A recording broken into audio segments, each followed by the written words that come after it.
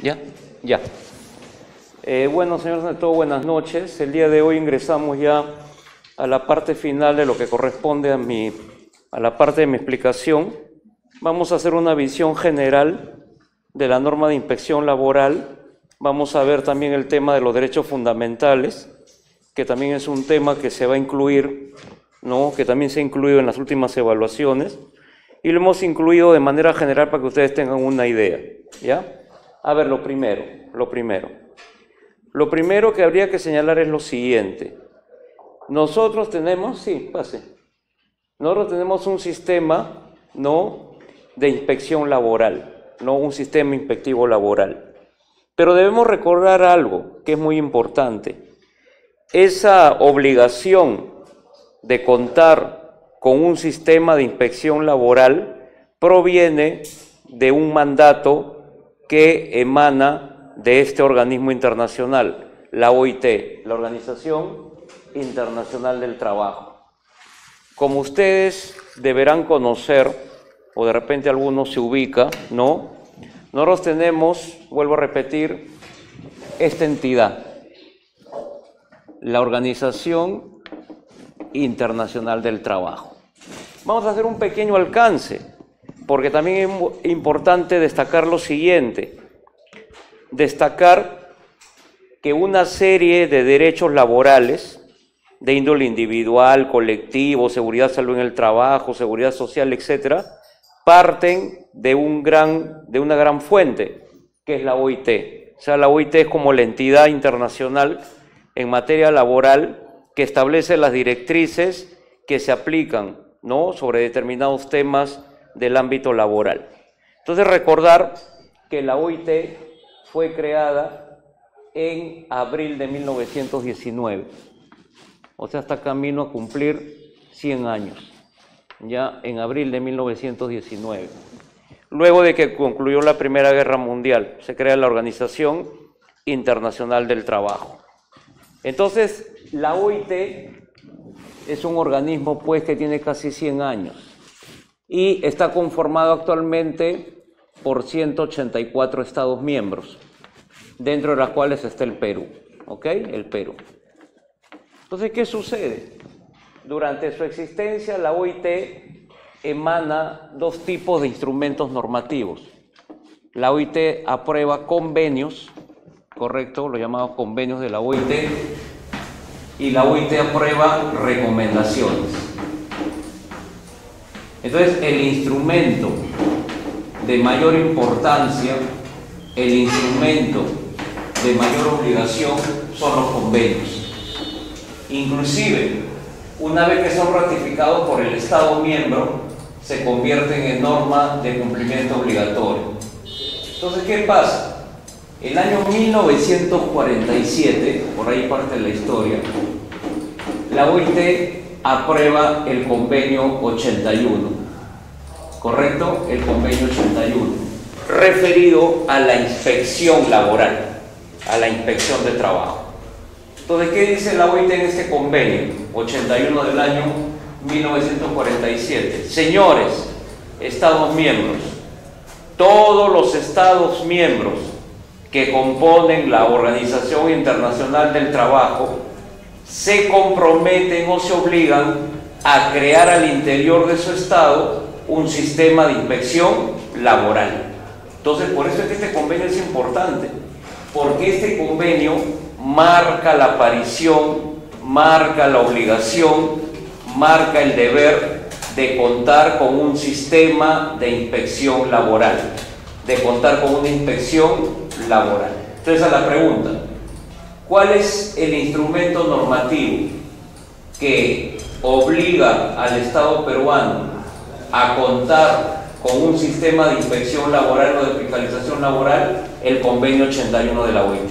¿Me están entendiendo? Pues es un convenio importante. Entonces, el convenio 81 es como un imán. A partir de este convenio, que es ratificado por el Estado peruano en 1950 propiamente, porque hay un proceso de ratificación, el Estado peruano lo ratifica en 1950. Quiere decir que a partir de 1950 el Estado peruano se compromete, se obliga a contar con un sistema de inspección laboral, ¿correcto? Con un sistema de inspección laboral. Indudablemente en el camino ha habido una serie de normas, ¿no?, que han regulado la inspección laboral, una serie de normas que se han dictado, que no vienen al caso mencionarlas, porque muchas de ellas están derogadas, pero es importante reconocer estos inicios. Entonces nosotros nos tenemos que situar en la normatividad actual, o sea, actualmente cuál es la normatividad que regula, ¿no?, que desarrolla el tema de la inspección laboral. Entonces, en ese terreno, en ese escenario, tenemos que tener en cuenta lo siguiente: la inspección laboral en la actualidad, en estos momentos, ¿no?, está regulada. La inspección laboral se encuentra regulada por dos normas que son fundamentales, ambas del año 2006, casi para finalizar el gobierno de Toledo, para ubicarnos en el tiempo. En 2006 se da la ley 28.806, ¿correcto?, que es la Ley General de Inspección del Trabajo. Ley que hasta el día de hoy se mantiene, o sea, esta ley se mantiene vigente, es la norma que hasta el día de hoy, hace 12 años, regula la inspección laboral. Y su reglamento, que es el Decreto Supremo 019-2006 TR. TR son las siglas del Ministerio de Trabajo.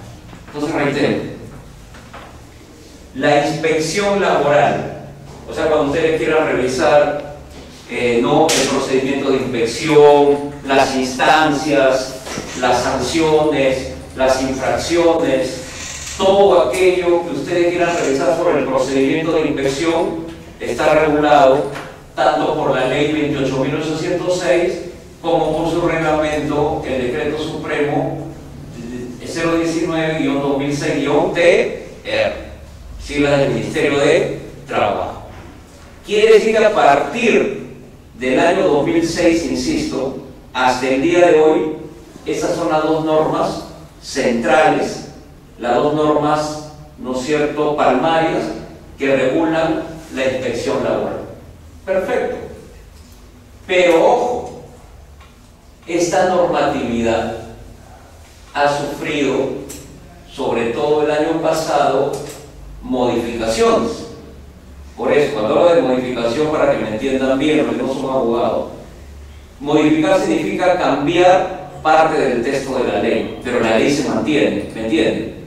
La ley se mantiene, solamente que ha tenido modificaciones, cambios, ¿no?, cambios muy importantes. Entonces, vamos primeramente a presentar la normatividad.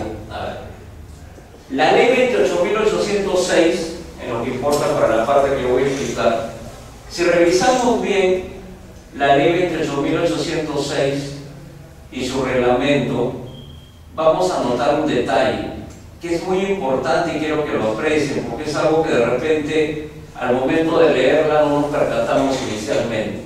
Miren, ¿cuál es la parte, como se dice, medular de esta normatividad? Generalmente el trabajador, el empleador, el usuario o cualquier persona interesada en el tema de inspección laboral, ¿qué es lo que más busca dentro del contenido de la ley? Lo que más busca en el contenido de la ley son las... Porque miren, partamos de esta premisa. La inspección laboral, ¿en qué consiste? En que el funcionario, que es el inspector laboral, va a desarrollar su labor de inspección, o sea, de vigilancia, de fiscalización, para ver que se cumpla con la legislación laboral. Ese es el meollo, ¿no? Ustedes van a inspeccionar. ¿Qué van a inspeccionar?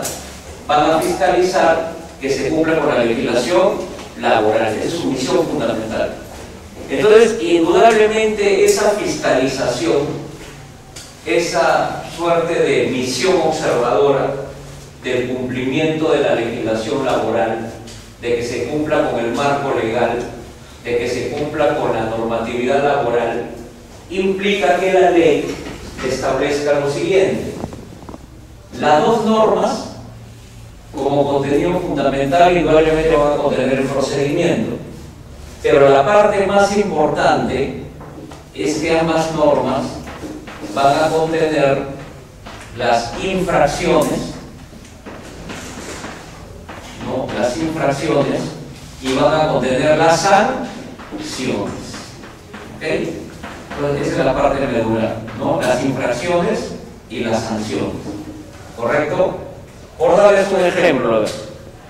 Constituye infracción de manera general, ¿no? Por ejemplo, lo manifesté en su oportunidad, el no depósito íntegro y oportuno de la CTS. Entonces ya ubicamos la infracción. ¿Cuál es la infracción? El no depósito íntegro y oportuno de la compensación por tiempo de servicio. Esa es la infracción, ya está tipificada, ya está mencionada. ¿Qué correspondería a esa infracción? Por lógica, una sanción. Muy bien. Entonces la sanción, si ustedes revisan la ley, ¿no? Las sanciones están dadas por dos premisas. La sanción está dada por el nivel de infracción y por la cantidad de trabajadores involucrados, ¿no? Es decir, por ejemplo, si uno va a una empresa y detecta que hay 5 trabajadores a los que no se ha depositado la CTS, hay una infracción. Y como son 5, hay una sanción. La sanción está dada por el tipo de infracción y por el número de trabajadores. Diferente será la multa si, por ejemplo, no son 5 trabajadores, si son 50. La multa se incrementa. ¿Me puedo entender? O sea, el cuadro de sanciones está dado por el tipo, nivel de infracción y por la cantidad de trabajadores. Eso ya está establecido en la norma. Pero acá lo importante, a ver, entonces insisto, la ley y el reglamento establecen las infracciones y las sanciones. Pero hay un detalle fundamental. Lo que sucede es que la ley es demasiado genérica. La ley 28.806 trata este tema de manera muy general. Verdaderamente la norma que desarrolla las infracciones y las sanciones con mayor, ¿no es cierto?, con mayor precisión, ¿no?, de una manera mucho más clara, de una manera más contundente, en verdad es el reglamento. Eso quería decirles. O sea, si ustedes quieren revisar el tema de las infracciones y las sanciones, más que la ley, les recomiendo leer el reglamento. En el reglamento está más desarrollado, es la verdad, ¿no? En el reglamento está más desarrollado. Ahora, ¿por qué digo esto? Y van a ver lo que yo les dije en la primera clase. El tema de la inspección laboral es un tema muy amplio, en verdad, ¿no? Es un tema que abarca una amplia composición, es decir, no es tan sencillo. ¿Por qué? Porque abarca diferentes variables. Se lo voy a mencionar rápidamente. Por ejemplo, ¿no? A ver, por ejemplo, si revisamos la ley y sobre todo el reglamento, vamos a ver que la inspección laboral se divide en varios tópicos. A ver, por ejemplo, hay inspección laboral en materia de relaciones laborales. Me refiero a derecho individual y a derecho colectivo, ¿no? Por ejemplo, ¿qué irá en el tema relativo a relaciones laborales o relaciones de trabajo? Relaciones laborales o de trabajo. No, repito, en el tema de relaciones laborales de trabajo implica el derecho individual, implica el derecho colectivo. Ya les he dicho que el mayor desarrollo de la inspección laboral está en el derecho individual. No estamos analizando este tópico con mayor ahínco. A ver, por ejemplo, ¿qué temas entrarían ahí? Por ejemplo, la no entrega de la copia del contrato de trabajo, todo lo que tiene que ver con la formalidad del contrato, todo lo que tiene que ver, por ejemplo, con el tema de los beneficios sociales, ¿no? El incumplimiento de los beneficios. Esto en el derecho individual. En el derecho colectivo entraría a tallar toda la afectación a la libertad sindical, a la negociación colectiva, el derecho a la huelga. ¿Me están entendiendo? O sea, toda esa temática está aquí. Pero después tenemos Otro tema, a ver, por ejemplo, el trabajo infantil. Tenemos otro tema, el trabajo forzoso. Tenemos otro tema, intermediación laboral. Tenemos otro tema, tercerización. Tenemos otro tema, por ejemplo, contratación de extranjeros, ¿no? Tenemos otro tema, seguridad social. Tenemos otro tema que es importante, ya les he dicho para la evaluación, seguridad y salud en el trabajo. ¿Me están entendiendo? O sea, lo que voy es que la inspección laboral abarca infinidad de temas. Acá estoy poniendo 8, son más o menos unos 10 o 12 temas, ¿ya? Pero dentro de esta temática hay dos temas que resaltan más, que son en el tema de relaciones laborales del trabajo, derecho individual, y dentro de esta temática, seguridad y salud en el trabajo. Pero eso no implica que ustedes, como inspectores laborales, en algún momento les digan, bueno, este mes les toca a ustedes inspeccionar sobre trabajo infantil. ¿Me van a entender? Entonces todo el mes van a inspeccionar sobre el trabajo infantil. O de repente le van a decir, todo este mes vamos a, como se celebra el aniversario contra el trabajo forzoso, vamos a hacer estos 2 meses inspecciones laborales sobre el trabajo forzoso. O vamos a hacer inspecciones laborales sobre seguridad social. O vamos a hacer inspección laboral sobre seguridad y salud en el trabajo. Entonces lo que quiero que me entiendan es que el trabajo del inspector abarca varios temas, como ustedes pueden observar, ¿no? Por eso no es tan sencillo, porque comprende varios temas. Ahora, de esa variopinta cantidad de temas, insisto, ¿cuáles son los que en verdad se inspeccionan en mayor cantidad o en mayor, ¿no es cierto?, en mayor porcentaje por parte del inspector laboral? Insisto, la mayor incidencia de la inspección laboral es en el derecho individual, generalmente pues incumplimiento de contrato, despido, pago de CTS, vacaciones, gratificación, la denuncia más común, ¿no? No me han depositado mis CTS, no me han pagado mis vacaciones, no me han pagado mis gratificaciones, me han despedido arbitrariamente, o una mujer embarazada, he sido objeto de un despido nulo, ¿no? Entonces todo ese tema es derecho individual. Y el otro gran tema, que lo van a ver a partir de la próxima clase con un ingeniero, creo que el día jueves, es el tema de seguridad y salud en el trabajo, que es el otro gran componente. Pero eso no es óbice o no obvia el hecho de que de todas maneras revisen la ley y por lo menos de manera general tengan una idea de cuáles son infracciones en materia de trabajadores extranjeros, en materia de seguridad. Por ejemplo, en materia de seguridad social ha habido un cambio desde el año pasado. Si ustedes hacen la comparación, en el tema de seguridad social, ¿cuál es el problema? Que en la ley original era una mención muy genérica, ¿no? Prácticamente la inspección se establecía en el sentido de verificar si el trabajador estaba o no asegurado, nada más. ¿Me dejo entender? Pues supone que todo trabajador tiene que estar en salud, como regla.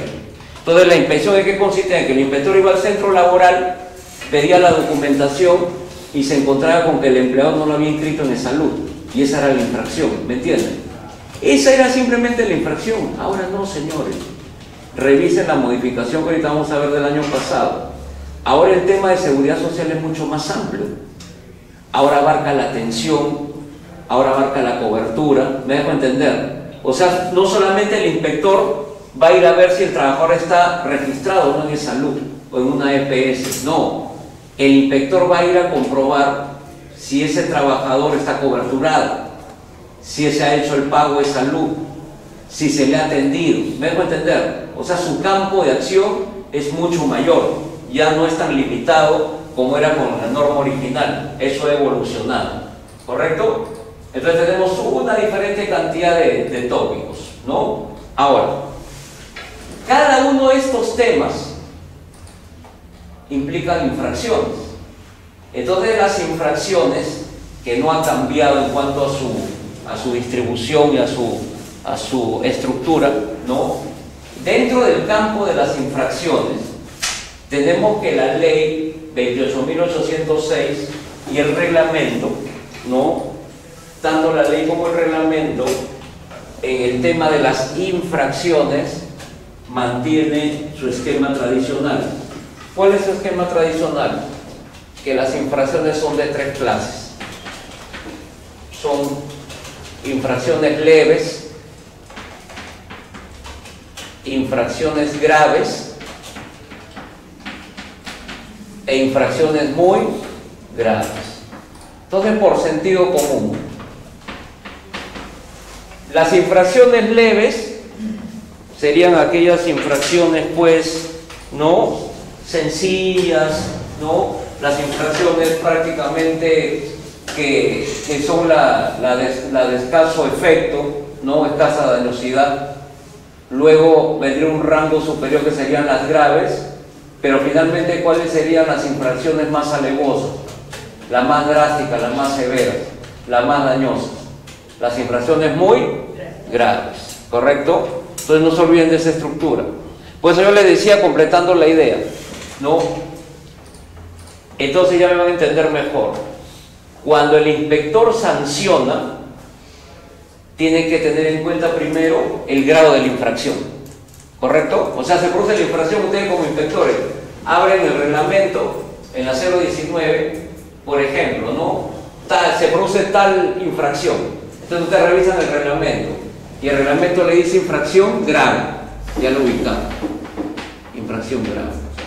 Entonces ya han determinado el nivel de la infracción. Y aparte les dije que el otro nivel para la sanción es el número de trabajadores. O sea, es una ecuación muy simple. El grado de la infracción y el número de trabajadores. Y de ahí se saca la multa, ¿correcto? De ahí se establece la multa o la sanción pecuniaria, ¿no? De acuerdo al tipo de infracción o al nivel de infracción y al número de trabajadores involucrados. ¿Me han entendido? ¿No? Esa es la ecuación. Eso está en el reglamento, el artículo 49 me parece. Mira, pero está bien diseñado en el reglamento, no va a tener problema. Ok, a ver. Yo les quiero decir algo, sobre todo porque la mayoría de ustedes no son abogados. Y lo que quiero que lo tengan es claro, porque esto va a ser importante para el cabal entendimiento de este tema. ¿Qué ha pasado? Yo les he dicho, vuelvo a insistir, que esta es la normatividad que regula la inspección laboral. Tanto la ley 28.806 como, también les vuelvo a insistir una vez más, el reglamento. ¿Por qué es más importante el reglamento? Porque en el reglamento están bien desarrolladas las infracciones y las sanciones. En el reglamento más que en la ley. ¿Ok? En el reglamento más que en la ley. ¿Ok? Pero esta norma o esta normatividad, fundamentalmente el reglamento, que es la más desarrollada, ha sufrido modificaciones el año pasado, ¿correcto? Modificaciones importantes. Justo el año pasado, el año 2017. Entonces yo les sugiero revisar esta normatividad. La voy a anotar aquí ya. Entonces el año 2017, el año pasado, se ha producido un notable cambio, modificaciones relevantes, modificaciones importantes, fundamentalmente en el reglamento, que es más desarrollado que la ley, el reglamento de inspección laboral, que es la 019. ¿Cuáles son estas tres leyes? Fundamentalmente, primero, el decreto supremo 007-2017-TR. Esta norma más o menos es de mayo del año pasado, pero con el número lo encuentran, no se compliquen la vida. Ya, el decreto supremo 007-2017-TR, que modifica el reglamento de la Ley General de Inspección, o sea, la 019, la modifica. Luego se da una segunda norma que también modifica el reglamento, que es el decreto supremo 015-2017-TR. Esta norma es de agosto del año pasado, se acaba de cumplir un año. Y luego, también en paralelo, el Decreto Supremo 016/2017-TR, ¿correcto? Entonces, esta normatividad es importante resaltarla. ¿Por qué? La 007, la 015 y la 016. ¿Por qué? Insisto, porque modifica notablemente el reglamento de inspección laboral, o sea, hace cambios relevantes en el Decreto Supremo 019/2006-TR. Y acá viene la precisión, porque ustedes no son abogados. Miren, generalmente, cuando uno modifica una ley o le hace un cambio, la incluye en el texto. No sé si me dejo entender. Por ejemplo, para ser más claro, por ejemplo, para que me entiendan bien. Mira, por ejemplo, yo tengo, para poner el ejemplo de aquí, tengo el reglamento, ¿no? El reglamento que es la 019/2006-TR. Presten atención. Supongo que en el artículo 45 de este reglamento se dice A, ¿correcto? Así salió la norma. Pero de repente el año 2017 doy una ley y lo modifico, ¿correcto? Entonces, al modificar, cambio A por B. ¿Me entienden? Al modificar. ¿Qué se entendería?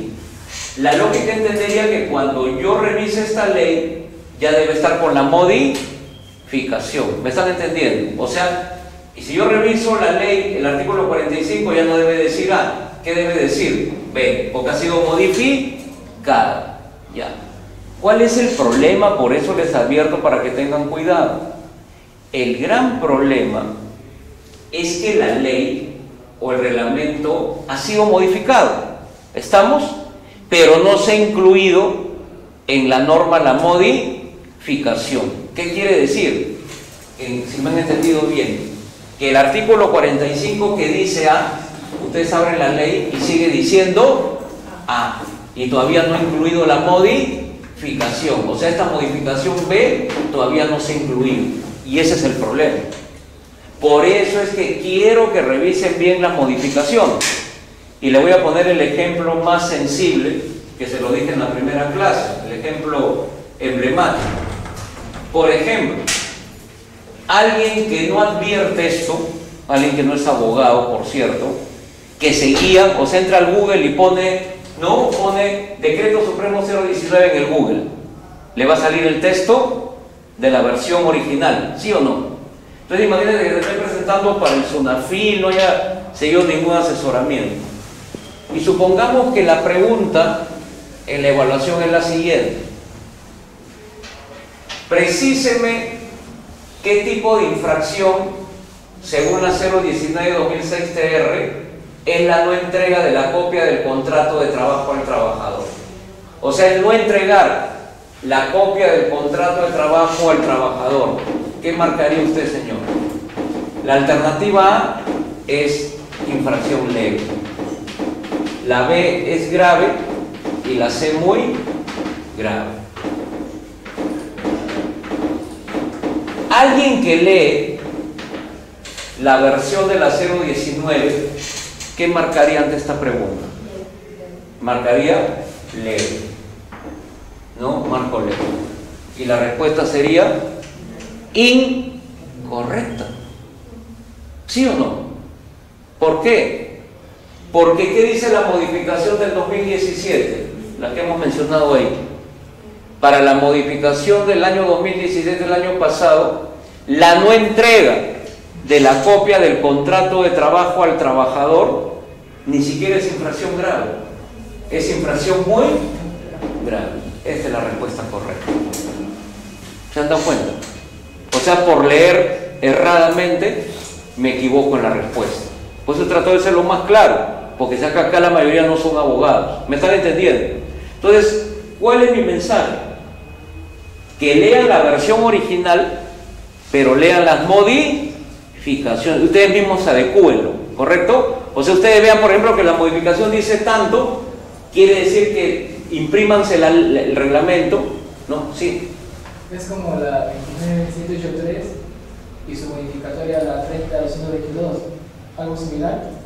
Claro, lo que pasa, o sea, a lo que voy es que lamentablemente las modificaciones no se han incluido en el texto original, por eso estoy insistiendo. Las modificaciones ustedes tienen que trabajarlas directamente. O sea, ustedes lo que tienen que hacer es imprimir la 019 y la parte que ha sido modificada por estas normas, tacharla y ponerle la aclaración. ¿Me dejo entender? Ese es trabajo de ustedes. Porque eso no lo van a ver en la ley. Si ustedes leen el texto les puede llevar error. ¿Me están entendiendo? Ustedes tienen que hacer mismo su trabajo de modificación. ¿Correcto? Tienen que hacer su trabajo de modificación ustedes mismos, tomarse ¿no? el tiempo de imprimir el reglamento, imprimirlo en físico e imprimir las 3 normas que lo modifican. Entonces, cuando ustedes lean, ¿no? Se ha modificado, por ejemplo, el artículo 30, literal E. Entonces, en la versión original dice tanto, en la modificación dice tanto. Entonces, ahí anotarlo al costado. ¿En qué consiste la modificación? Porque insisto, por favor, señores, insisto, la modificación no aparece en el texto de la ley, que debería ser, pero lamentablemente ustedes busquen y no está la modificación, que debería estar. Entonces, para evitar los problemas, ¿qué es lo que tenemos que hacer?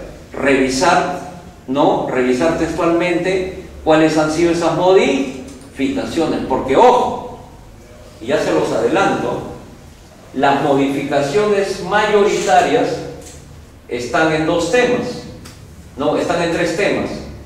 En el tema de contratación laboral, 1, que lo estamos desarrollando conmigo. En el tema de seguridad y salud en el trabajo.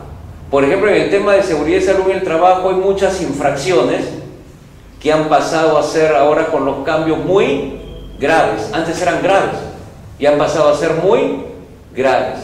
Y el otro tema es seguridad social. ¿Me dejo entender? Entonces son 3 temas que prácticamente involucran un cambio fundamental, un cambio neurálgico, ¿no? Entonces, el tema, ¿no?, de contratación laboral, el tema de seguridad social y fundamentalmente el tema que más cambios ha tenido, sobre todo con el ánimo de ponerlos como infracciones graves por su naturaleza, son los temas de seguridad y salud en el trabajo.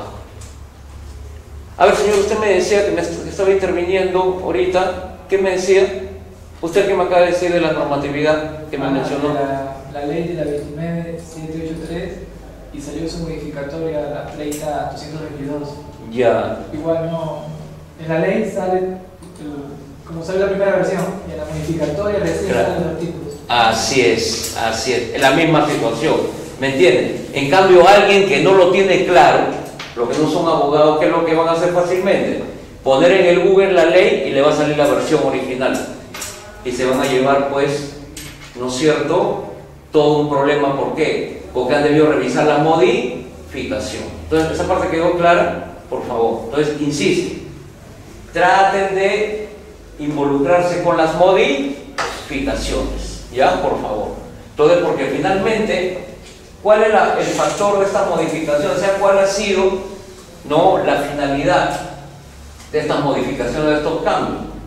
La finalidad ha sido, como me estarán entendiendo, no colocar muchas infracciones que antes eran leves o graves, elevarlas al estándar de muy graves. Y el hecho de llevarlas al estándar de muy graves, ¿qué constituye o qué conlleva? Que se incremente ¿qué? La multa. Claro, no es lo mismo una multa de una infracción leve que una multa de una infracción muy grave. Entonces, si alguien hace unos años atrás alguien decía, bueno, yo no entrego la copia del contrato, al final es una infracción leve, no va a ser una multa muy onerosa. Ahora lo tienen que pensar varias veces, porque esa simple no entrega de la copia del contrato de trabajo va a conllevar ya no una infracción leve y por ende una sanción o una multa leve, no, va a implicar una infracción muy grave. Por lo tanto, la multa va a ser onerosa. ¿Y por qué se ha hecho esto? Les comento.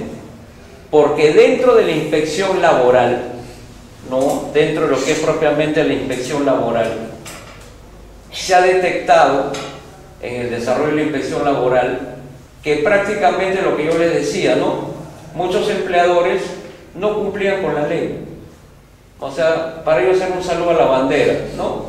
Porque como era una infracción muy leve, prácticamente el incumplimiento de la no entrega de la copia del contrato tenía un porcentaje de más del 80%. O sea, más del 80% de empleadores no entregaban copia del contrato de trabajo.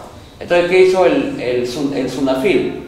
¿Qué hizo el ministerio? ¿Qué hizo la inspección laboral? Ah, un momentito. Tú no cumples con la ley porque la sanción es muy débil. Entonces vamos a hacer algo. Vamos a cambiar la sanción. Vamos a elevar el rango de la infracción. De leve a muy grave. Con el ánimo de obligar al empleador a que cumpla con esa formalidad. Entonces ahora el índice de cumplimiento se ha elevado bastante. Ahora los empleadores, para no caer en esta infracción, ¿no? Tratan de entregarle la copia del contrato al trabajador. ¿Estamos? Entonces ha sido una labor, como se dice, disuasiva, ¿no? Trata de enviar un mensaje: oye, si tú no entregas tu copia del contrato ahora, te puede venir una multa onerosa. Entonces trata de cumplir con esa formalidad. Y recuerden algo que le dije en la clase anterior, que no está más de recordarlo, ¿no? Recordar que en relación al contrato de trabajo, sobre todo el temporal, que es el que más se desarrolla en el Perú, el contrato temporal o sujeto a modalidad, ¿no? Que en el contrato temporal o sujeto a modalidad hay propiamente tres obligaciones. Presten atención. Primero, había tres obligaciones. Primero, una primera obligación, que el contrato necesariamente se celebra por escrito, ¿no? Luego, a ver, una segunda obligación, son cuatro, que está inspirada en el principio de causalidad, o sea que hay que colocar la razón, hay que colocar el porqué de que estoy justificando ese contrato. Luego, ¿no? Que este contrato, vuelvo a repetir, se celebra por escrito, ¿no? Por el principio de causalidad, ¿no? Por el principio de causalidad, y una copia se entrega al trabajador. Entrega de copia al trabajador. ¿Y cuál es la obligación que ha desaparecido? La número 4. ¿Cuál era? Registrarla ante el Ministerio de Trabajo. Entonces, desde noviembre del 2016, por el decreto legislativo 1246 que lo mencionamos, por el decreto legislativo 1246, el contrato de trabajo o el contrato de trabajo temporal o sujeto a modalidad ya no se registra ante el Ministerio de Trabajo, pero permanecen tres obligaciones. Insisto, que la celebración no se realiza por escrito, necesariamente la celebración se realiza por escrito, que se basa en el principio de causalidad. Entonces hay que colocar en el contrato la causa, el por qué se celebra el contrato, y luego se entrega una copia del mismo al trabajador. ¿Estamos? Se entrega una copia del mismo al trabajador. Entonces, veamos algo más, porque en eso he insistido la modificación bastante. La modificación se basa, aparte de estas normas, ya sería ideal decirles algo, contarles algo. Hemos dicho desde la primera clase, y esto no quiero que se olvide, por favor, en el tema de la contratación laboral, ¿no?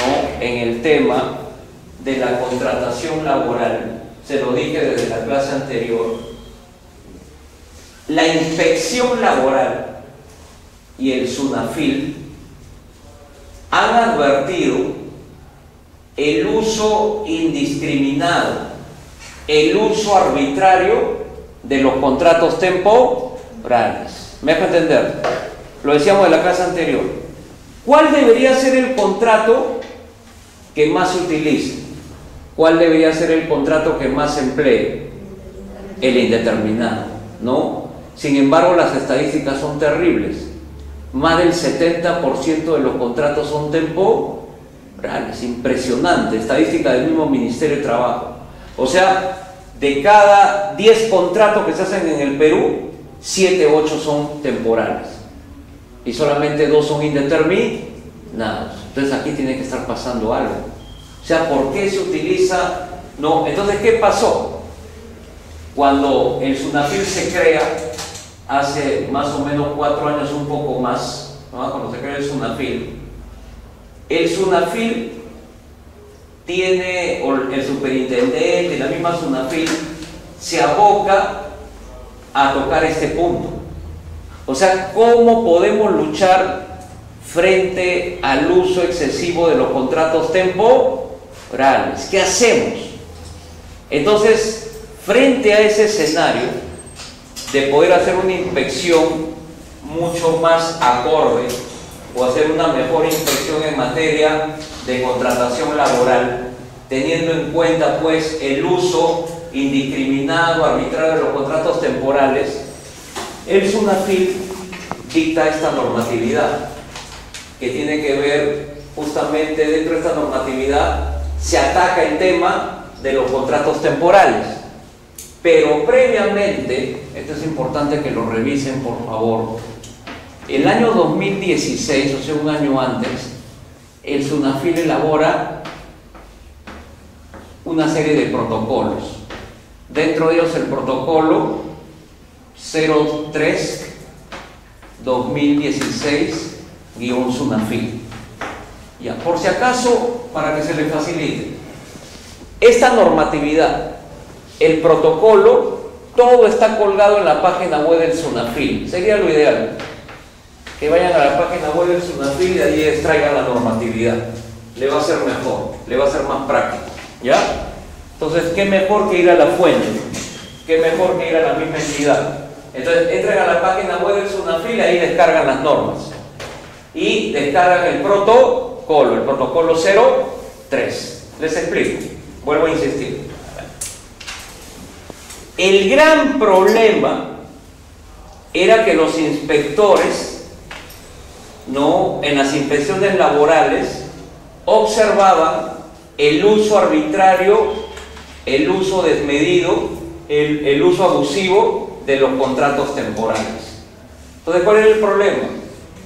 Que en verdad el contrato que se ha debido de celebrar era un contrato indefinido, pero en la práctica se utilizaba para encubrir a ese contrato indefinido, se utilizaba el contrato temporal, lo que conversamos en la clase anterior.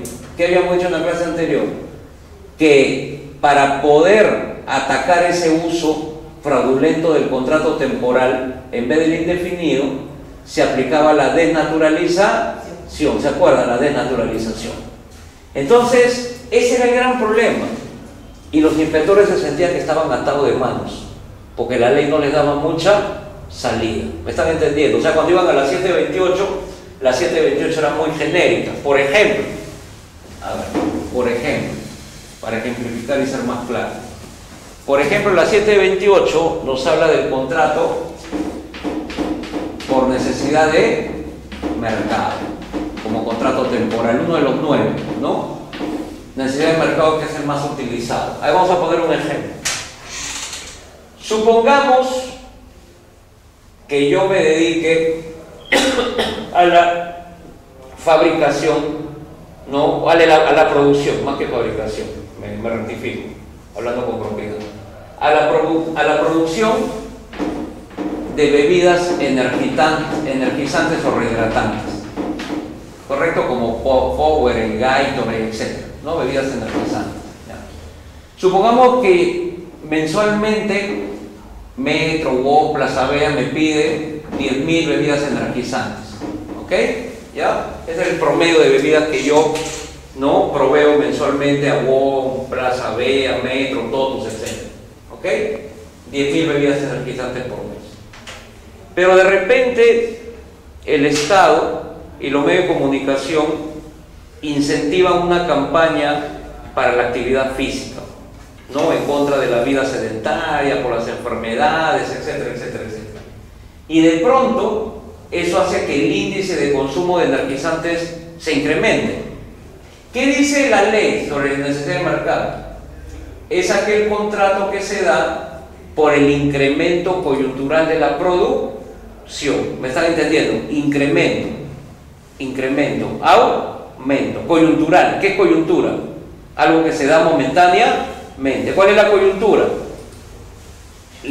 El incentivo a la actividad, ¿no?, física. Entonces, ese incentivo a la actividad física, ¿qué ha hecho? Que el mercado ya no se abastezca con los 10.000, sino de repente me van a solicitar el doble. Ya no 10.000, sino 20.000. Entonces, ¿cuál es mi problema? Que yo para producir los 10.000 bebidas energizantes tengo 50 trabajadores en mi fábrica. Entonces los 50 me hacen 10.000, pero para hacer 20.000 o el doble, ¿qué tendría que hacer por lógica? Contratar otros 50. ¿Me están entendiendo? Entonces estos otros 50 que contrate, porque estos son ya de planta, son estables, estos 50 van a ser por necesidad de mercado. ¿Me están entendiendo? Para cubrir los 10.000, las 10.000 bebidas que me están solicitando, ¿no? De manera, ¿no?, en el incremento de la producción. Entonces, ¿se cumple con lo que dice la ley? Sí, ¿no? Porque de manera general la ley, ¿qué me dice? Contrato por necesidad de mercado es por el incremento coyuntural de la producción, ¿correcto? Pero la ley no me dice nada más, ¿ok? Entonces yo en el papel puedo poner, bueno, se ha incrementado la producción y por eso justifico el contrato de estos 50 trabajadores. Entonces, ¿qué hicieron? ¿Qué hizo el SUNAFIL? El SUNAFIL dijo: un momentito, qué fácil es hablar, qué fácil es justificar, hay que acreditarlo con la documentación. ¿Me están entendiendo? Es a partir de ahí que el año 2016 el SUNAFIL elabora el protocolo 03. ¿Para qué es el protocolo 03?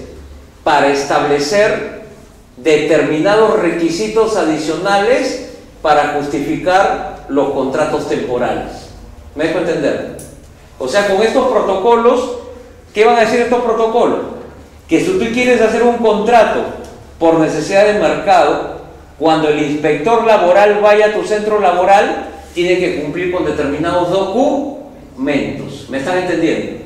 Entonces, por ejemplo, si es un contrato por necesidad de mercado, yo tengo que tener un documento, ¿no?, que acredite que se ha producido en el mercado el incremento de la producción. ¿Me están entendiendo? ¿Qué pasa si yo, inspector laboral, voy a la empresa X y no, según el protocolo, no me facilita la documentación del protocolo? A ver, ¿qué implicaría? Por sentido común, ¿qué implicaría que ese empleador no me dé los documentos que establece el protocolo del SUNAFIL, pero el contrato por necesidad de mercado? Implicaría que esos contratos se desnaturalizan y se convierten en indefinidos. Miren qué interesante, ¿eh? Eso no había antes. Ese era el gran problema del inspector. Entonces, ahora lo que quiero que me entiendan es que este protocolo quiero que lo revisen.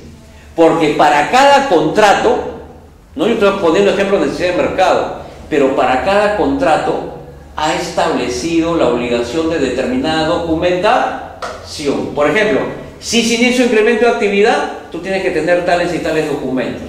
Si es necesidad de mercado, tales y tales documentos. Si es suplencia, tales y tales documentos. Si es reconversión empresarial, tales y tales documentos. ¿Me entienden? Y si al momento que ustedes como inspectores laborales van a hacer la inspección y la documentación no está adecuada a lo que exige el protocolo, el inspector puede desnaturalizar esos contratos, levantar un acta y considerarlos que son contratos indefinidos, con lo cual también están aplicando el principio de la primacía de la realidad. ¿Me están entendiendo? Miren qué interesante. Por eso yo les decía, al inicio del curso, ahora lo ratificamos. El año 2016 y el año 2017 son años fundamentales para entender todo el cambio que ha habido en materia de inspección laboral, en materia de contratación. Porque si ustedes se ponen a pensar, antes del protocolo del 2016 y antes de esta normatividad del 2017, el inspector estaba atado de manos. O sea, como que no tenía mucho respaldo en la ley, ¿me están entendiendo? Pero a partir del protocolo del 2016 y a partir de los cambios normativos del 2017, el inspector laboral ya cuenta con los insumos, o sea, cuenta con el respaldo para poder realizar una mejor inspección laboral. ¿Me están entendiendo? Por lo tanto, si ustedes van a ser inspectores laborales y el primer tema que van a manejar como inspectores laborales, acuérdense de mí que yo se los estoy adelantando, el primer tema que le van a mandar a inspeccionar, Dios mediante, va a ser justamente contratación laboral. Por lo tanto, revisar el protocolo y revisar la normatividad que mencionaba.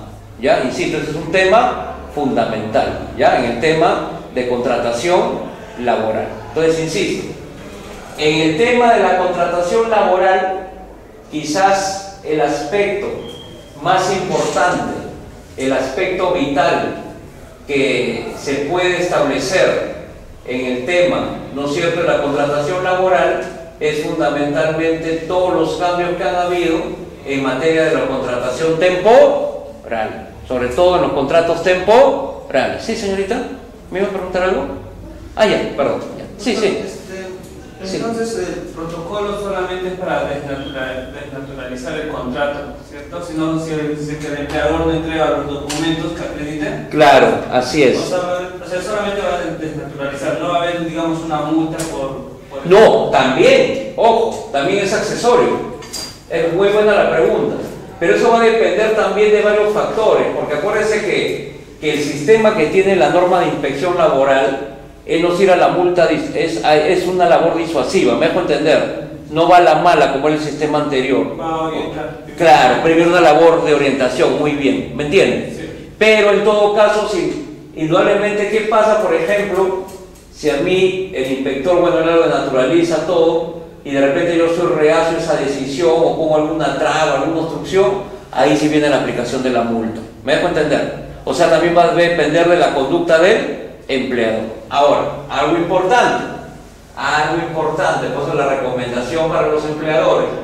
La recomendación para los empleadores, ¿no? Porque siempre hay que recomendar para finalmente todas aquellas personas que pueden de repente ser originarias del conflicto, es tratar de cumplir con los lineamientos del protocolo, ¿no? Y tratar de tener la documentación al día. Si uno tiene la documentación al día, está justificado su contrato temporal, créanme que no hay ningún problema, no existe ningún tipo de problema para que se respete la contratación temporal. Pero lamentablemente, ¿qué ha sucedido? Insisto esto por última vez. Lamentablemente lo que ha sucedido es que en la práctica muchas personas han utilizado, lamentablemente, y esto ha generado como una suerte de visión pues, de la inspección laboral negativa, porque la gran mayoría no ha utilizado estos contratos para encubrir relaciones laborales de carácter permanente. Ese es el problema, porque en verdad, si se presentan las circunstancias, si los hechos se presentan como tal y en verdad hay que hacer contratos temporales y estos están debidamente justificados, no habría ningún problema. ¿Me están entendiendo? Si uno actúa de manera decente y en verdad se justifica, ¿no?, el contrato temporal, creo que no hay ningún problema de llevarlo a cabo, ¿correcto? No hay ningún problema de llevarlo a cabo. Otro tema que lo jalo de la primera clase y es el momento un poco de ampliarlo.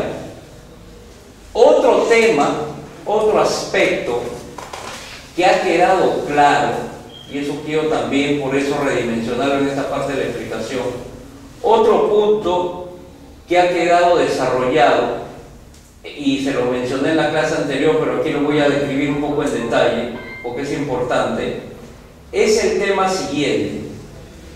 Yo he mencionado, y ustedes, que es el principio más conocido, ¿no? Nosotros conocemos en el ámbito laboral el llamado principio de la primacía de la realidad. Ya les quiero decir algo.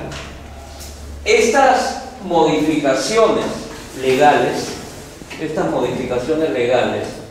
y este protocolo y otros protocolos que ha dictado el SUNAFIL, que quiero que lo revisen en la página web del SUNAFIL, tienen como fin primordial tratar de que el inspector laboral no cobre conciencia de que está capacitado o está facultado plenamente para aplicar el principio de la primacía de la realidad. Entonces vamos a tocar un momento eso para explicarlo bien, ya que quedó también pendiente de la primera clase. El principio se llama primacía de la realidad.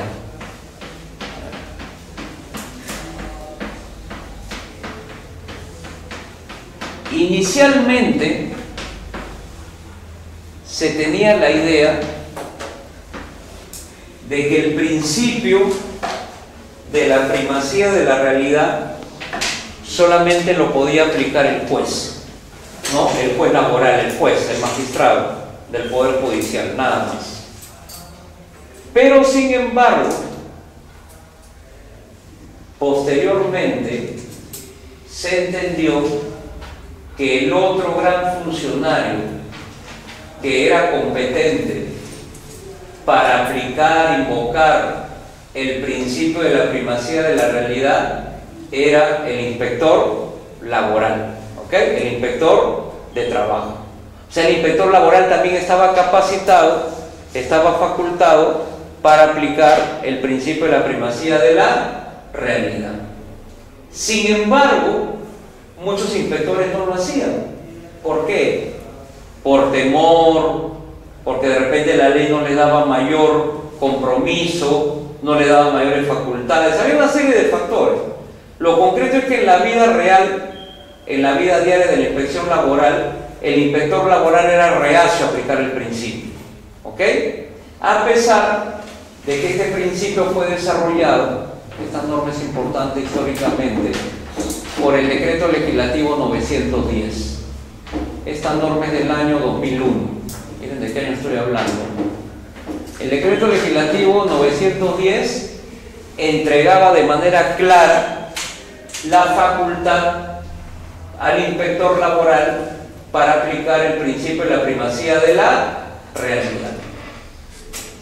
La Ley General de Inspección Laboral, que hemos revisado al inicio de la clase, la Ley 28.806 y su reglamento, la 019/2006 TR, tanto la ley como el reglamento, establecen de manera categórica, de manera clara, invocan como principio fundamental de la inspección laboral, así lo dice la ley y el reglamento, invocan el principio de la primacía de la realidad. Pero hay un problema, que la norma simplemente lo menciona de manera muy genérica. ¿Me dejo entender? O sea, por ejemplo, uno lee la ley, la 28.806.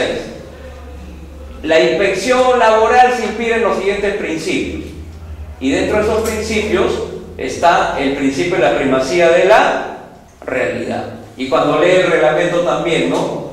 La inspección laboral, el sistema de inspección laboral, ¿no? Está inspirado en el principio de la primacía de la realidad. Pero solamente lo menciona, mas no lo define, no lo desarrolla, no lo desmenuza, para nada.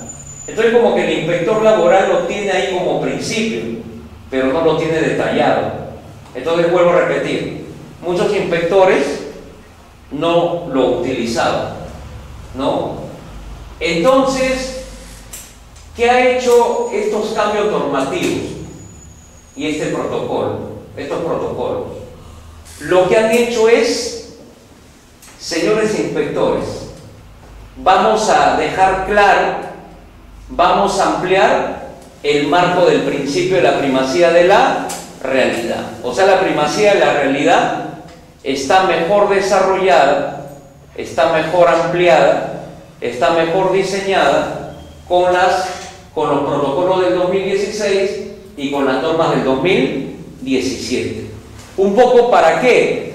Para que el inspector laboral sienta esa confianza de que la ley lo está protegiendo, ¿no? Porque miren, yo he conversado con varios inspectores y les comento, ¿no? Me decían, doctor, el problema es que nosotros queremos aplicar la primacía de la realidad, pero como que la ley no nos da mucha salida, solamente lo menciona de manera general. Y por eso es que cuando queremos aplicar la primacía de la realidad, el empleador nos denuncia. ¿Me deja entender? Entonces muchos inspectores decían, si yo voy a aplicar la primacía de la realidad, me voy a ganar una queja, una denuncia. Entonces mejor que era algo, corto por los santos. No aplico la primacía de la realidad. Que la primacía de la realidad lo aplique el trabajador cuando vaya al poder judicial. ¿Me dejo entender? O sea, me lavaba las manos como Pilatos y no cumplía con mi labor, por temor, etc. Que era de repente entendible. ¿Ok? Entonces lo que ha hecho la ley es decirle, oye, un momentito, la ley te está diciendo que tú estás facultado para aplicar la primacía de la realidad. Entonces, con estos cambios, ¿qué vamos a hacer? Te vamos a dar mayores insumos, te vamos a dar mayor poder, te vamos a dar mayor capacidad, vas a estar mejor facultado, vas a estar mejor rodeado, vas a tener una mejor garantía. La ley te va a proteger para que no te denuncien. Claro, ojo, eso no está de más decirlo. Yo como inspector puedo aplicar la primacía de la realidad. El empleador tiene su legítimo derecho de cuestionarlo, o su derecho de defensa. Pero a lo que vamos es que yo como inspector ya estoy mucho más sólido, mucho más claro, mucho más fuerte para poder aplicar el principio. Ya no estoy tan temeroso, tan débil. ¿Por qué? Porque la ley me ha dado mayores garantías, me ha dado un mayor desarrollo de la primacía de la realidad. ¿Y en qué consiste la primacía de la realidad? Para ir en esencia a la figura. Su nombre lo dice, primacía. A ver, el gran artífice de este principio es el maestro uruguayo don Américo Pla Rodríguez. El que quiere de repente ya un poco ampliar el tema, ¿ya?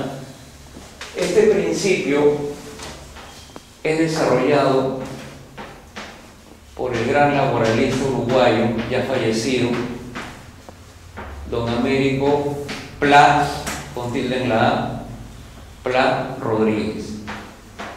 Prácticamente se le considera el padre de la primacía de la realidad, ¿ok? El teórico de la primacía de la realidad.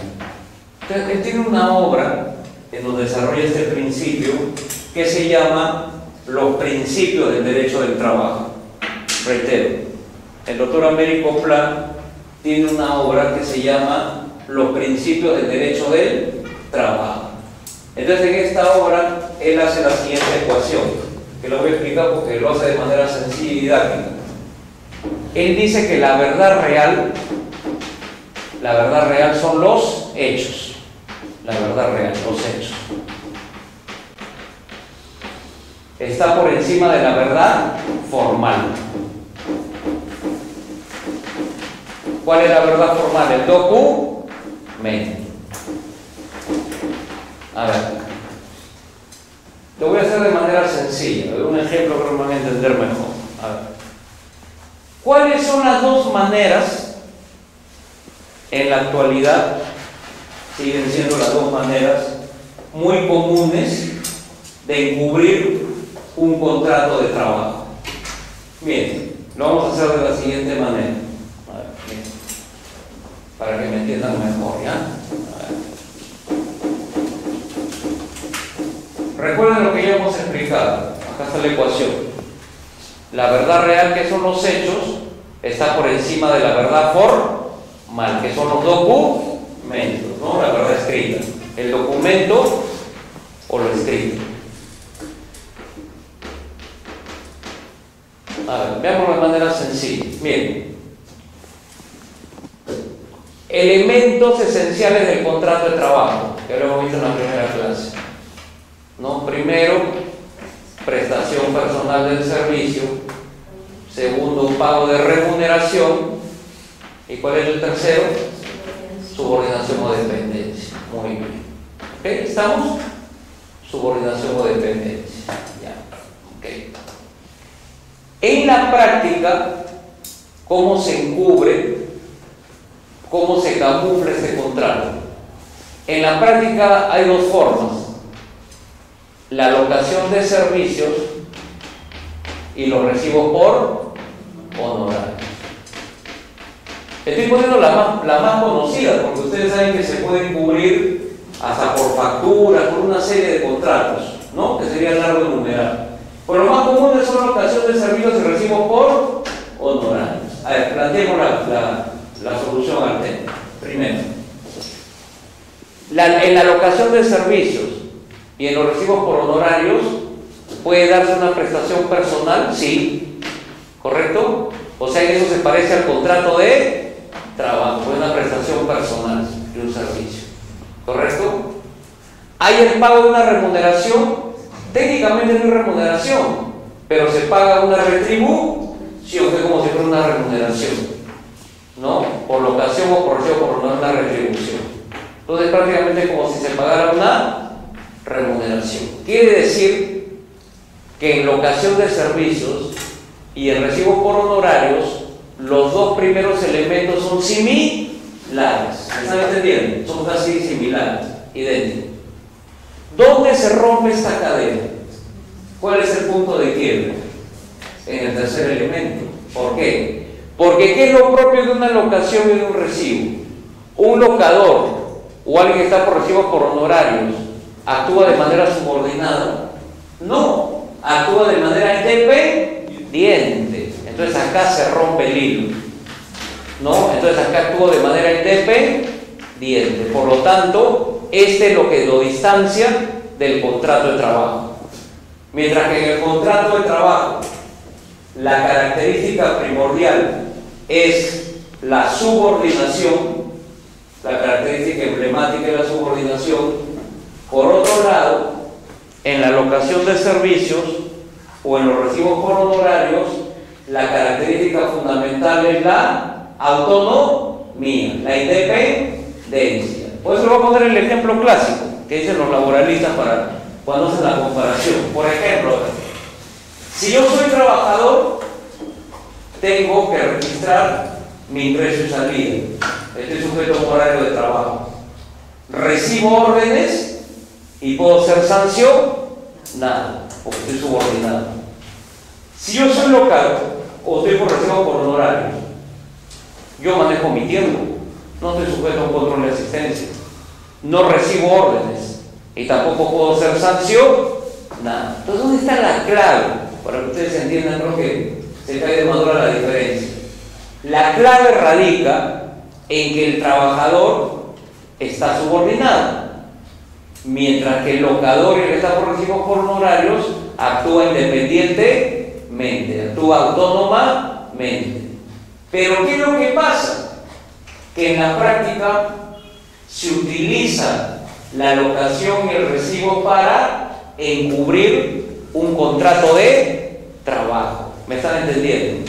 Se utiliza para encubrir un contrato de trabajo. Entonces, de repente, yo en el documento, ¿no? Por ejemplo, desde el punto de vista de la verdad formal o la verdad documental o la verdad escrita, yo estoy bajo un contrato de trabajo, ¿cuál es mi verdad formal? Mi verdad documental o escrita, que yo estoy bajo un contrato de locación de servicios o estoy por recibos por honorarios. Ese es lo escrito, eso es lo que está en el papel. O sea, en el papel yo soy autónomo, ¿me están entendiendo? Yo en el papel, yo muestro esa locación y muestro ese recibo. Yo para ese contrato de locación o para ese recibo por honorario yo soy independiente, para el papel, para el documento. Pero en la práctica, en los hechos, estoy subordinado, ¿no? De repente recibo órdenes, ¿no? De repente hasta puedo ser sancionado, ¿no? Etcétera, etcétera, etcétera. Entonces yo en el documento soy independiente, pero en la práctica estoy subordinado. Entonces, si me han entendido bien, la primacía de la realidad, ¿qué implica? Primacía de la realidad. ¿Qué es lo que prima? ¿Qué es lo que vale más? ¿El documento o los hechos? Los hechos. Entonces, si yo demuestro la subordinación por la primacía de la realidad, este ya no es un contrato de locación, esto ya no es recibo por honorarios. ¿En qué se convierte? Se convierte en un contrato de trabajo, ¿correcto? Por eso es un principio muy importante. Imagínense, si no existiera este principio, ¿cuántas personas no hubieran podido salvar su relación laboral? ¿Me dejo entender? Porque simplemente, ¿cuál hubiera sido el argumento? Señor, él está por locación y por recibos. A mí lo que me interesa es lo que él firmó, no me interesa lo que pasó en la realidad. Por lo tanto, como ustedes bien saben, por locación de servicio de recibo por honorarios, como no es una relación laboral, no corresponde beneficios sociales. En cambio, miren todas las implicancias. ¿Qué sucede si yo he estado 5 años por recibo por honorarios? O 5 años por locación de servicio. Por recibo por honorarios, 5 años por locación de servicio. Y demuestro que he estado subordinado. Demuestro que he estado subordinado. ¿Qué sucede? A ver, ¿qué sucede si demuestro que he estado subordinado? ¿Qué sucedería? Porque lo avisan el contrato. ¿Cómo? O sea, lo pasarían a hacer un contrato indefinido y además de eso le multarían por infracción. Muy bien. Por lo tanto, estaríamos aplicando la primacía de la realidad. Perfecto. Pero hay un detalle adicional. Muy bien su respuesta. A ver, miren. Aquí lo importante es lo siguiente, que este es el efecto que deben tener bastante cuidado, por ejemplo, los empleadores, porque finalmente, ahí vamos al sustento. ¿Por qué creen ustedes que una persona prefiere utilizar el recibo por honorario o la locación antes que un contrato de trabajo? Por los beneficios. Ya, muy bien. Por lo que llamamos los costos laborales, o sea, de la percepción, ¿no? A ver, es muy interesante eso para entender el tema. A ver, miren. Lo dijimos en una oportunidad, pero lo vamos a desarrollar aquí para entenderlo más claro. A ver,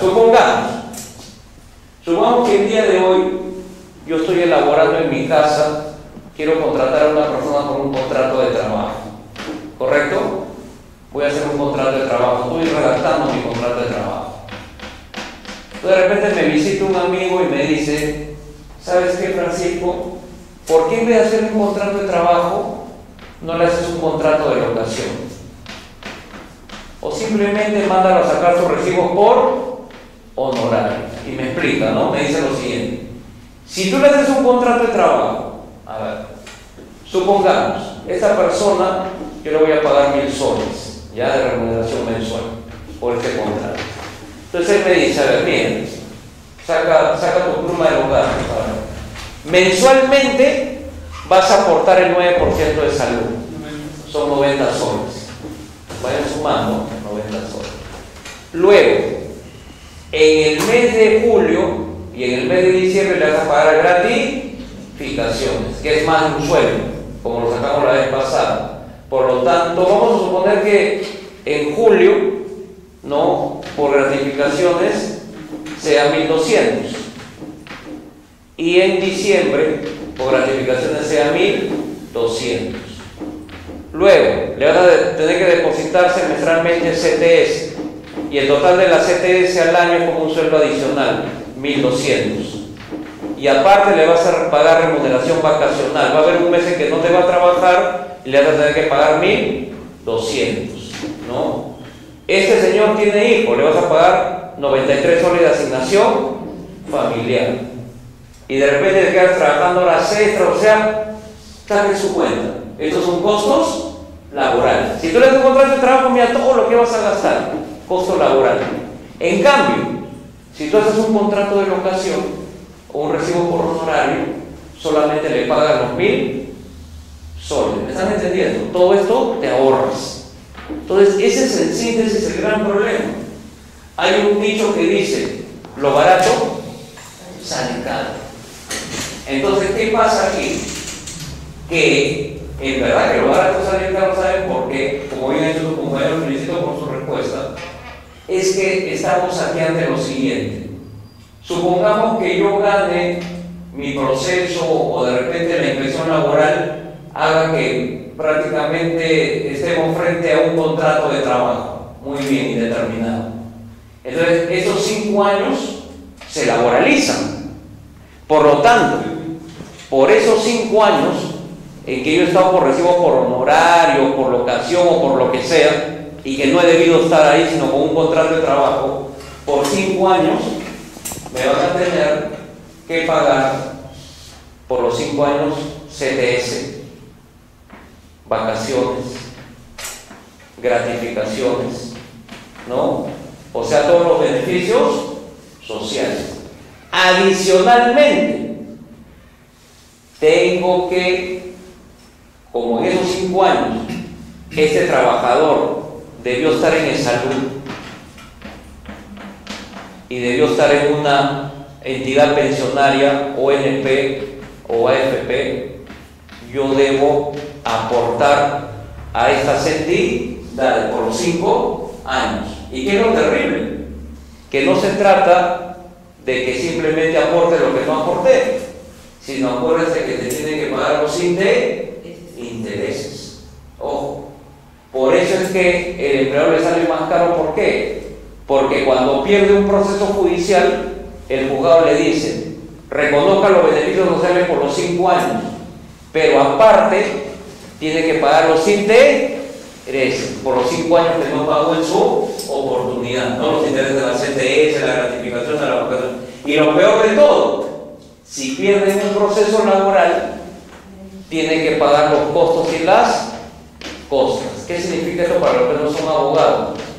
Tiene que devolverle al trabajador lo que gastó en tasas judiciales y lo que gastó en abogado. Doctor, Sí. hay una consulta por internet. Sí, a ver, dígame. Una pregunta, profesor. Laborando menos de 5 años en el sector privado o público, ¿se puede reconocer una desnaturalización de contrato? A ver, vuelve a repetirme la pregunta, por favor. Laborando menos de 5 años en el sector privado o público, ¿se puede reconocer una desnaturalización de contrato? Sí, es que la desnaturalización tiene varios aspectos, como lo hemos dicho. La desnaturalización tiene el tema de que se excede el plazo previsto en la ley, ¿no? Pero acuerde que yo le recomiendo al que ha hecho la pregunta, la persona que ha preguntado, revisar el artículo 77, el literal D de la 728. Muchos casos de desnaturalización se deben a lo que estamos explicando, al tema del uso fraudulento, ¿no? Aquí no estamos viendo el tema del tiempo, aquí estamos hablando del uso fraudulento, el fraude, el encubrimiento. ¿Me dejo entender? O sea, aquí en el uso fraudulento, en el encubrimiento, no nos interesa el plazo, no nos interesa los 5 años, los 3 años, no. Aquí nos interesa que haya un camuflaje, un encubrimiento. Entonces aquí no interesa el tiempo. ¿Me dejo entender? Solamente en sí interesa el tema de que se está encubriendo, se está camuflando una relación laboral. Y si el trabajador es 728 en el ámbito privado, puede solicitar la desnaturalización. Y si está en el régimen del sector público, también se puede solicitar la desnaturalización, no hay ningún problema. Pero vuelvo a repetir, aquí no interesa tanto el tema del tiempo, sino lo que interesa es que se están dando todos los indicios para que estemos frente a un contrato de trabajo. Entonces, insisto, finalmente, ¿por qué decimos que lo barato sale caro? Porque no solamente voy a tener que pagar lo que no le pagué, sino voy a tener que pagarle intereses. Y voy a tener que cumplir con ESALUD y con la ONP o con la FP y también con interés. Entonces, en verdad, mejor me hubiera convenido que contratarlo por un contrato de trabajo. Ahora, quiero hacer una advertencia porque no se vaya a malinterpretar y es bueno hacer la aclaración. Lo que pasa es lo siguiente, a ver, miren, quiero también que me entiendan eso. Eso no significa que toda persona, por favor que quede claro, eso no significa que toda persona que ha sido contratada por recibos o por locación necesariamente se esté cubriendo la relación laboral. No. Hay casos en que sí se justifica el recibo por honorario. Hay casos en que sí se justifica la locación de servicio. Por salud, porque si no, no existiera ese contrato. Entonces lo que quiero decir en pocas palabras, solamente se podrá invocar la primacía de la realidad únicamente en qué caso, únicamente en el caso que en verdad propiamente se esté produciendo un encubrimiento. Pero si no hay encubrimiento, si verdaderamente es un recibo por honorario o si en verdad es una locación de servicios, no debería plantearse la primacía de la realidad. ¿Me están entendiendo? Entonces, el resumen, bajo el principio de primacía de la realidad, los hechos, los acontecimientos, lo que sucede está por encima de los documentos. Yo puedo tener aquí un recibo por honorario, yo puedo tener aquí un contrato de locación, yo puedo tener aquí un contrato de obra, yo puedo tener aquí facturas, pero si yo demuestro que ha habido subordinación, esa subordinación está por encima del documento. Por lo tanto, por el principio de la primacía de la realidad, ese recibo por honorario o ese contrato de locación de servicios se convierte en un contrato de trabajo. ¿Está claro? Esa es la base del principio de la primacía de la realidad. ¿Por qué insisto bastante en esto? Insisto por enésima vez. Porque con los protocolos del 2016 y con los cambios normativos del 2017, lo que se ha querido es que el inspector laboral cuente con mayores facultades, con mayores atribuciones o con mayores atributos para aplicar el principio de la primacía de la realidad. Ustedes están obligados a aplicar el principio de la primacía de la realidad, ¿correcto? Entonces ahora cuentan con todos los insumos, cuentan con todas las fuentes para aplicar dicho principio. ¿Ya? ¿Hasta ahí alguna pregunta? Sí. Digamos ya, no sé si el empleador tiene que obligatorio. Aparte, ¿va a tener el empleador una multa del año impositivo? Claro, lo que pasa, a ver, te explico. Lo que pasa es que, a ver, vamos a explicarlo así.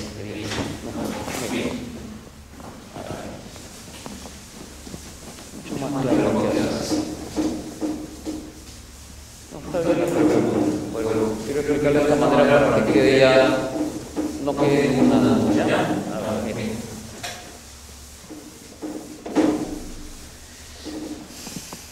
Generalmente, no, a ver, nosotros tenemos aquí lo que se llama la vía administrativa. ¿Ya? En la vía administrativa tenemos al Ministerio de Trabajo, estamos al MINTRA. Y como parte del MINTRA está el SUNAFIL, ¿no? La Dependencia de Fiscalización Laboral. Y luego tenemos la llamada vía judicial, ¿correcto? Vía judicial. En la vía judicial tenemos al Poder Judicial, al juez laboral. ¿Ok? Para que me entiendan también, al juez laboral. ¿Qué pasa? A ver, un caso concreto. Supongamos que yo, por ejemplo, he renunciado a mi trabajo. Entonces, según la normatividad, mi empleador me tiene que pagar dentro de las 48 horas mis beneficios sociales. ¿Estamos? Dentro de las 48 horas me tiene que pagar mis beneficios sociales. ¿Cuáles son los beneficios sociales? ¿No? Como conocidos, CTS, vacaciones, gratificaciones, horas extras. Pasan las 48 horas y no me pagan. Entonces, ¿qué hago? lo denuncio ante el SUNAFIL. ¿Estamos? Ya. Entonces, una fijas de la inspección, todo, y este señor, no, aquí puede haber una posibilidad, como les dije en un inicio, que se imponga una sanción o no se imponga, eso va a depender del trámite. Pero una vez que de repente no he solucionado el tema, o sea, digo la vía administrativa y no me han pagado, no me queda más remedio que ir a la vía judicial. Entonces, una vez que entro a la vía judicial, ojo, entro a la vía judicial, simplemente en el proceso se va a ordenar que se me paguen mis beneficios sociales, ¿no? Que me paguen mis beneficios sociales. Con los intereses, correcto, con los intereses. Pero ya propiamente hay una sanción administrativa, me dejo entender. Ahí el Poder Judicial no puede imponer multas todo por incumplimiento, no. Aquí directamente la sanción. Y miren qué interesante la pregunta, ¿por qué? Porque me ha hecho recordar algo interesante. Para entenderlo bien. Miren. Y es un tema que hasta ahora he discutido. Miren cómo es en España. A ver, o cómo primero en el Perú, para entenderlo bien. A ver. Yo les pregunto, a ver, entre todos para hacer un comentario. Cuando se impone, por ejemplo, el Ministerio del Trabajo impone una multa, ese monto de la multa, ¿a quién beneficia esa multa? No, porque la pregunta es así: ¿le beneficia al trabajador que ha hecho la denuncia? No, le toca un céntimo. La multa va en favor del Estado, ¿me dejo entender?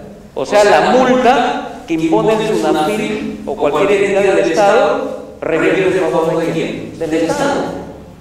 En España, la multa de carácter de la inspección laboral en España tiene un tratamiento interesante. El 50% de la multa es para el trabajador y el 50% para el gobierno español. Pues eso los trabajadores les dan cólera. ¿Por qué? Porque reclaman, pero dicen, ven pasar una multa, pero en favor del ministerio. ¿Y ahí es lo que les toca? Absolutamente nada, no se está entendiendo. Entonces yo esa parte habría que revisarla, ¿no? O sea, porque tengo que salir de una asesoría sobre los asesinatos laborales, donde la multa viene a favor del trabajador, de que se va a realizar lo que quiera. No, lo que pasa es que en el accidente de trabajo es un tema de indemnización, es muy importante. Aparte de la indemnización del daño cognitivo. No, el daño cognitivo, claro, pero lo que voy es que esa sanción, si tú te pones a pensar, no va a favor del trabajador. Me dejo entender, va a favor. Todo lo que es multa, es lo que quiero que me entiendan. Todo lo que es multa, lamentablemente es para el Estado, así sea en la vía judicial. ¿Me dejo entender? O sea, ese es el gran problema.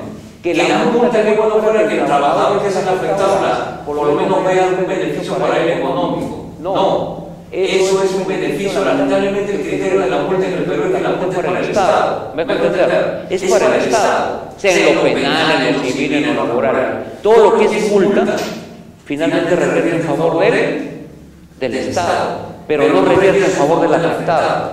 ¿Me dejo entender? No revierte en favor del afectado. Lo que me parece interesante, porque por ejemplo en el último pleno sobre las remuneraciones, ¿no? La indemnización, en el caso del despido, doctor Rodríguez, que se tomaba justamente de la indemnización por daños y perjuicios, aparte se ha creado la figura punitiva, pero esa multa no va en favor del trabajador, es lo que quiero que me entiendan. Esa multa revierte en favor del Estado. Entonces, o sea, en el tema de la inspección laboral, toda la multa, y ojo, también es muy interesante, ahora, no está de más mencionarlo, ¿no? Ahora los inspectores del SUNAFIL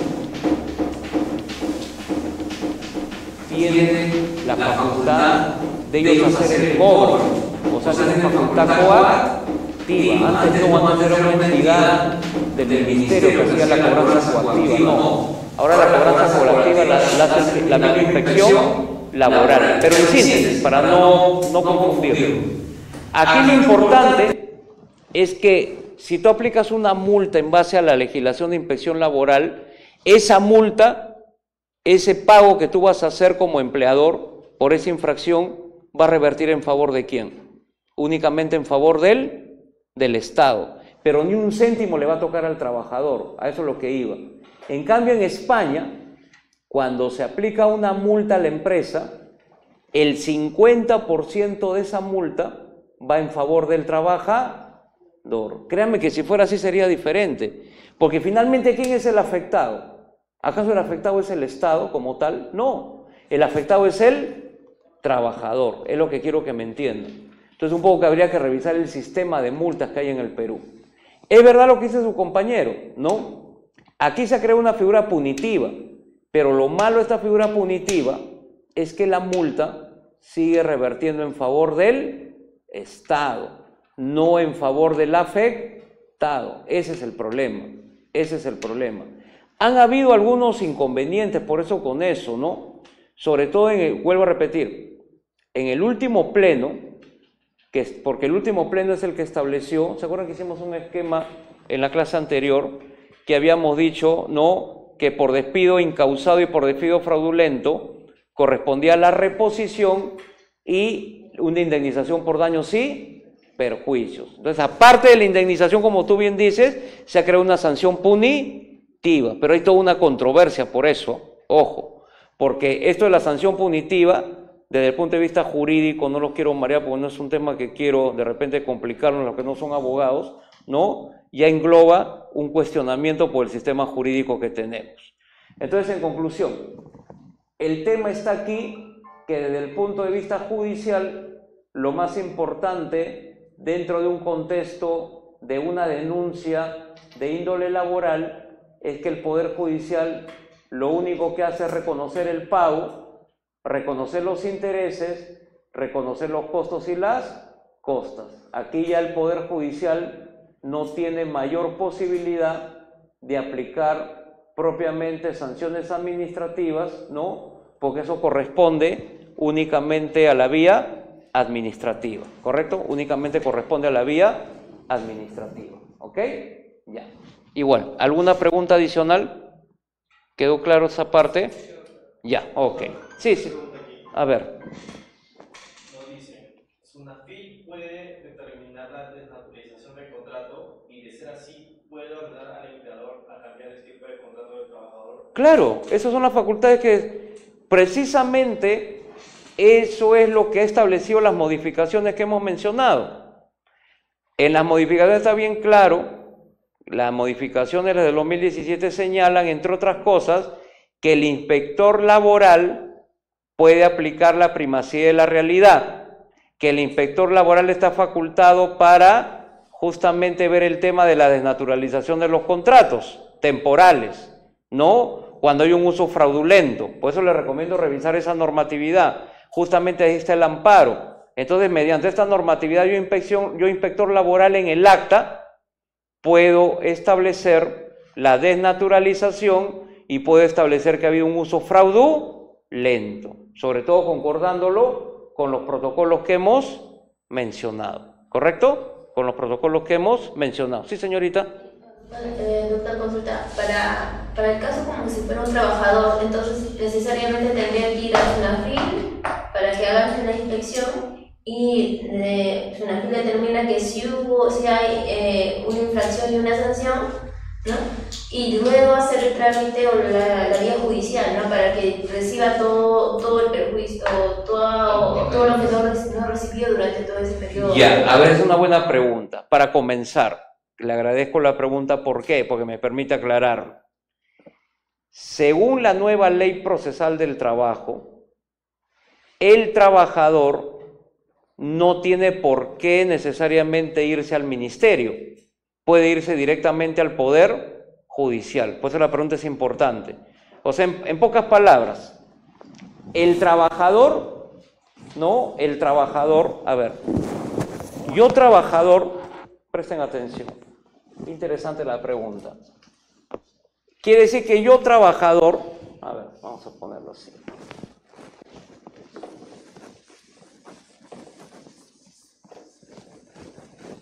Yo soy un trabajador que tengo cualquier problema con mi empleador. Entonces yo tengo la opción de irme directo al Poder Judicial. No tengo por qué ir al Ministerio de Trabajo. ¿Me entienden? O sea, yo directamente me voy al Poder Judicial. Pero ¿por qué? Por eso la pregunta es interesante.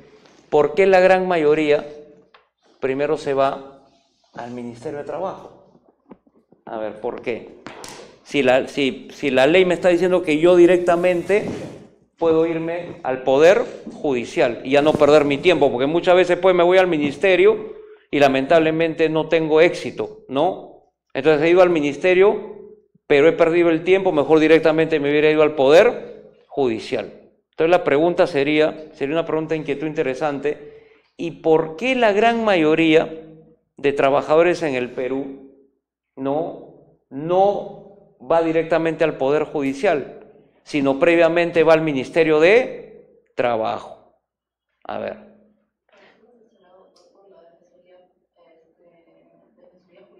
Ya, hay defensoría jurídica, pero acuérdense también que hasta determinado monto.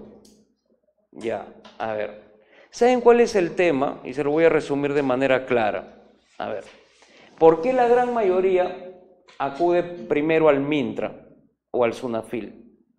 Porque miren, el gran problema del Perú es la informalidad. ¿Estamos? La informalidad laboral en el Perú y económica, etcétera, alcanza el 70%.